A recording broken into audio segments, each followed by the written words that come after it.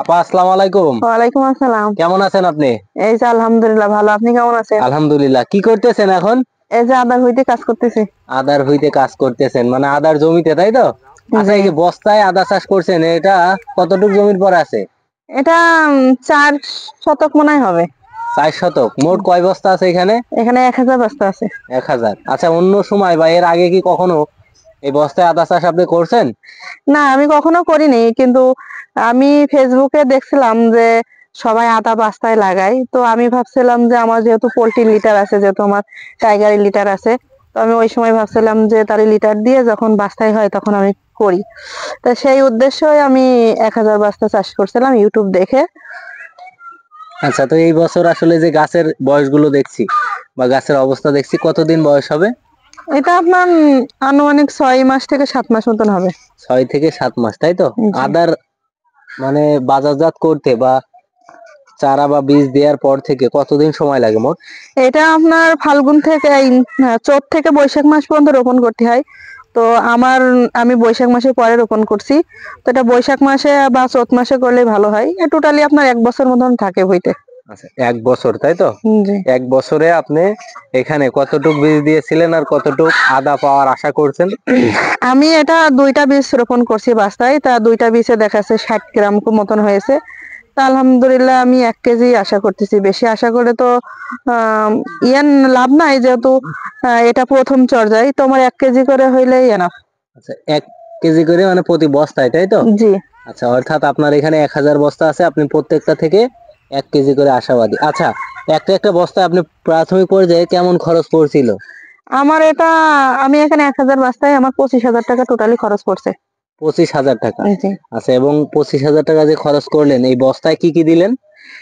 বাস্তায় আমি মাটি দিছি, বেলে দোআঁশ মাটি আর গোবরে সার দিছিলাম। আর যখন লিটারটা দিতে চাইছিলাম, তো লিটারটা অনেক গরম থাকার কারণে আমি দিতে পারি নাই। আর ছাই আর কিছু সার হয়তো দিছিলাম ওই সময়। আচ্ছা, আদা মূলত আমরা জানি যে মাটিতে হয়, কিন্তু বস্তায় যে করছেন, এটার জন্য কেমন তাপমাত্রা প্রয়োজন এবং কি কি বাড়তি পরিচর্যার প্রয়োজন? আদা সাধারণত যতটুকু না আমি চাষে বুঝলাম যে আদা রোদই হয় না। আদার জন্য দরকার একদম ছায়াযুক্ত জায়গা, মানে হালকা হালকা একটু রোদ থাকবে ওরকম জায়গায়। যে আধ হলো রোদ, আধ হলো ছায়া, তাই এই তো? যে আমার এটা টাল দেখছেন, আমার এটা অনেক রোদের কারণে আমি এটা টাল দিয়ে দিছিলাম, দিয়ে আমি এখানে অনেক গাছ লাগাইছিলাম, কুমড়ো পুঁই শাক এগুলো লাগাইছিলাম। 1000 বস্তা যে ছিল, 1000 বস্তায় কি আপনার গাছ হয়েছে? হ্যাঁ, 1000 বস্তা। এটা কোনো বীজে কোনো মার নেই। আমি বীজে কোনো মার পাইনি, যেহেতু আমার বীজটা খাগড়াছড়ি থেকে নিয়ে আসা, এই জন্য আমার বীজটা খুব ভালো বীজ, এই জন্য আমি একটা গাছও আমি মার পাই নাই। এটা কি জাতের? এটা বাড়ি থ্রি। বাড়ি থ্রি। আমরা বাড়ি এক দেখেছি, 2 দেখেছি, আপনি বাড়ি থ্রি করছেন। এটা কেমন বস্তা প্রতি ফলন আপনি জানেন কি যে কতটুক দেয় বা কতটুক আমার উনি যখন দিছিল বীজ, উনি বলছিল যে 1.5 কেজি করে আপনার আসবে, বেশি আশা করার দরকার নেই, 1.5 কেজি করে আসলো। তো আমি অতটুকু না আশা করছি না, আমার 1 কেজি হোক। আমার বাস্তায় দেখা যাচ্ছে 30,000 টাকা, 25-30,000 টাকায় ধরলাম খরচ হয়েছে। তো আমার 1000 বস্তা আমি 1 কেজি করে আদা পাইলো, হিসাব করে দেখেন। সেটা আমি বেশি দাম ধরছি না, 200 টাকা করে ধরেন। একজন নারী উদ্যোক্তা হয়ে আপনি যে আদা চাষ করছেন, অনেক ট্রিটমেন্ট, অনেক পরিচর্যা, এর আগে তো কৃষি কাজ করা অভ্যাস নাই, আছে কি?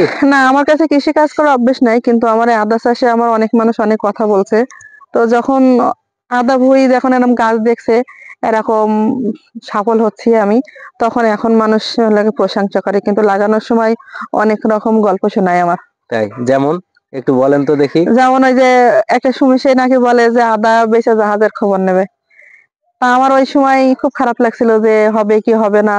তারপরেও কপাল থেকে লাগাইছি যে অনেক কিছুই তো লস লাভ হয়, দেখি নাই লসই খাবো।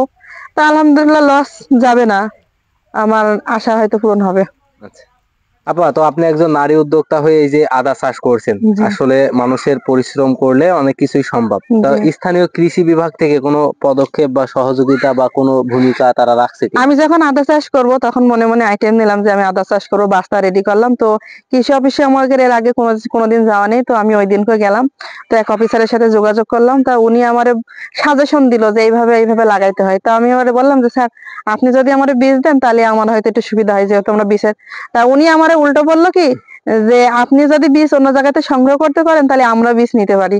তো তখন আমি নিজে থেকে বললাম যে কৃষি অফিসে এসে কি করবো তাহলে আমি। আমার তো বীজ আমি যদি নিজেই জোগাড় করতে পারি তাহলে আমার কৃষি অফিসে এসে লাভ কি? তারপরে কৃষি অফিসে আমার ওই সময় বলে যে আপনি খাগড়াছড়ি বান্দরবনের থেকে যদি বীজ নিতে পারেন তাহলে আমার একটু দিন। তো তখন আমি আর কথা না বলে চুপচাপ করলাম, কিন্তু কৃষি অফিস আমার এমন ভাব দেখালো যে আমি যেন একটা মানুষ না। তারপরে ওখান থেকে আমি চলে আসলাম, যে আমি নিজের কায়দায় আমি খাগড়াছড়ি, কারণ বাংলাদেশের ভিতরে সবচেয়ে খাগড়াছড়ির বীজটাই বেশি ভালো আদার। তো আমি ওখান থেকে বীজ এক ভাইয়ের মাধ্যমে যোগাযোগ করে আমি ওখান থেকে বীজ নিলাম। তো এখন কৃষি অফিসের একজন ভাই এসে উনি আমারে খুবই উৎসাহ দেয় যে আপনি আমারে কইছেন না, আমি আপনারে খরচ দিতাম, আপনারে এই দিতাম এই দিতাম। আমি কই শোনেন, আপনারা যখন যায় তখন মর্ম দেবেন না, যখন লাগানো হয়ে যায় তখন আপনারা লাভ ধরেন।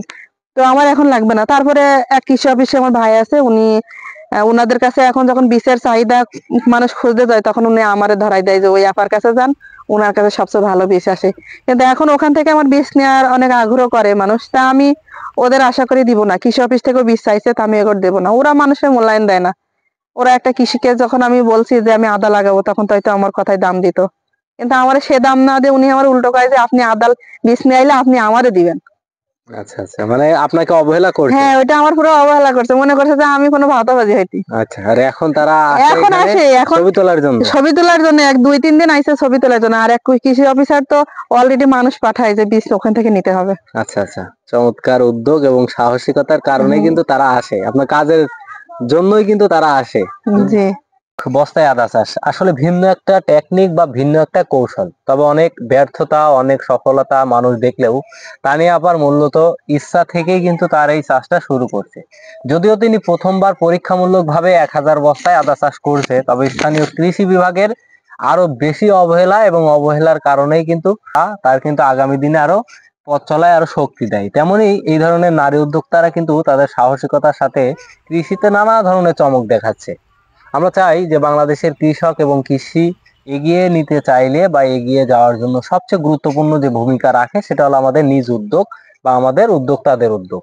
তার পাশাপাশি স্থানীয় কৃষি বিভাগও যদি এই ধরনের উদ্যোক্তাদের সহযোগিতা করে তাহলে আমাদের বিশ্বাস এবং আমরা মনে করি খুব সহজে কিন্তু বাংলাদেশের কৃষি উন্নয়নের এই অগ্রযাত্রায় সুন্দরভাবে তাদের এই পথযাত্রা সফলভাবে পৌঁছতে পারবে।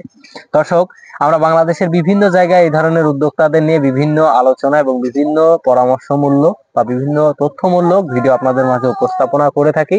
বাংলাদেশের আরো যারা বিভিন্ন জায়গা থেকে আদা চাষ করতে আগ্রহী আছেন বা অনেকে আমাদের কাছে জানান যে ভাই আদা চাষ কিভাবে করতে হয়, তানিয়া আপার নাম্বার এবং আপনার তার যাবতীয় তথ্য আমাদের কমেন্টে দেয়া থাকবে। আপনারা চাইলে তার পেজ আছে একটি, সেখানেও যোগাযোগ করে সকল বিস্তারিত তার থেকে জানতে পারবেন।